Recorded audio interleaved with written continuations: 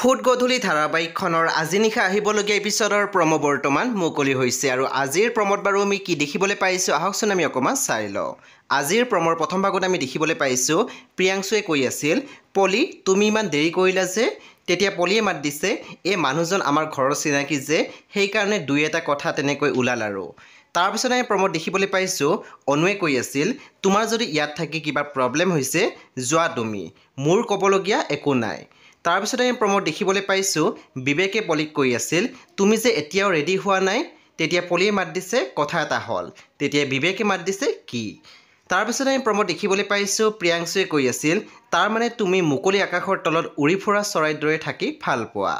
বন্ধু বান্ধৱীসকল, আজি নিশা 8:30 বজাত ৰং টিভিত আহিবলগীয়া ফুট গধূলি ধাৰাবাহিকখন খুবেই বেছি ইণ্টাৰেষ্টিং হ'বলৈ গৈ আছে। আপোনালোকে চাবলৈ একেবাৰে নাপাহৰিব। পৰৱৰ্তী আপডেটৰ বাবে আপোনালোকে আমাৰ চেনেলটো ছাবস্ক্ৰাইব কৰি কাষত থকা বেল আইকনটো টিপি দিবলৈ নাপাহৰিব।